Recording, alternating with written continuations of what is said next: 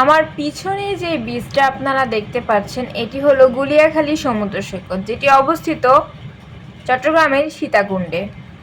ঢাকার বাহিরে খুবই কম খরচে এবং খুব কম সময়ে যদি কোথাও ঘুরে আসতে মন চায়, তবে গুলিয়াখালী এবং সীতাকুণ্ড হতে পারে আপনার জন্য বেস্ট অপশন। এই জন্য এক সবুজে ঘেরা সমুদ্র সৈকত।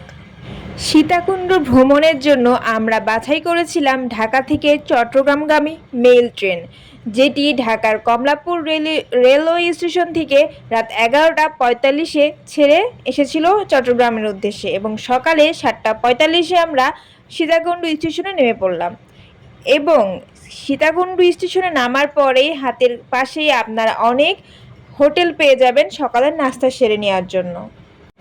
এবং আপনারা যদি সীতাকুণ্ড পাহাড়ে ভ্রমণ করতে চান, রেলওয়ে স্টেশন থেকে নামলেই আপনারা অনেক সিএনজি পাবেন। হোটেলের সামনেই থাকবে সিএনজিগুলা, 20 টাকা করে ভাড়া দিলে ওরা আপনাদেরকে সীতাকুণ্ড পাহাড়ে নিয়ে যাবে। বাট এবারের ডেস্টিনেশন আমাদের সীতাকুণ্ড পাহাড় ছিল না, আমরা সীতাকুণ্ড পাহাড় আগেই ভ্রমণ করেছিলাম, তাই এবার আমরা গুলিয়াখাল চলে যাচ্ছি।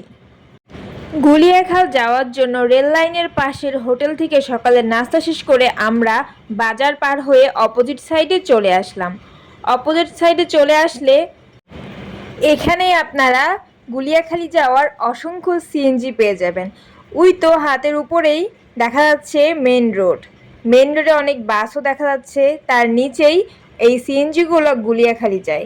এখান থেকে মাত্র 30 টাকা জনপ্রতি ভাড়া করে আপনারা চলে যেতে পারেন গুলিয়াখালী সমুদ্র বিচে।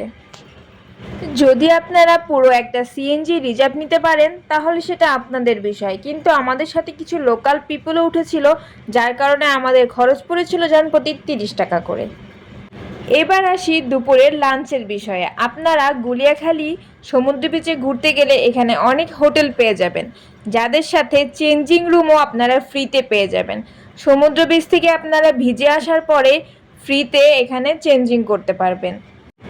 চেঞ্জিং রুমগুলোও খুবই সুন্দর এবং ডেকোরেশন ছিল ভালো, মোটামুটি অ্যাভারেজ বলা চলে, এবং খাবারের মানও খুবই ভালো ছিল। আপনারা স্বল্পতে, সস্তাতে এবং দামি প্রাইসে যে কোনো মানের খাবার চুজ করতে পারেন।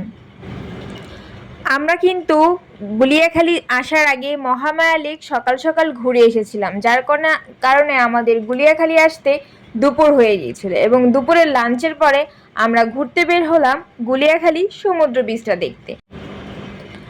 যদিও এটা আমাদের সেকেন্ড টাইম ছিল, আমরা প্রায় 1 বছর আগে আরও একবার এসেছিলাম গুলিয়াখালী সমুদ্র বিচ ঘুরতে। সেবার আমরা সহস্রধারা, গুলিয়াখালী এবং সীতাকুণ্ড পাহাড় এই 3টে জায়গা ভ্রমণ করেছিলাম। বাট এবার আমাদের ডেস্টিনেশন ছিল মহামায়া লেক ঘুরবো, গুলিয়াখালী ঘুরবো এবং রাতে আমাদের চট্টগ্রামের বিখ্যাত মেজবান খাবো। আসলে আমার বেশ কিছুদিন ধরে সমুদ্র দেখতে খুবই ইচ্ছা হচ্ছিল, যার কারণে গুলিয়াখালীতে আবার চলে আসলাম।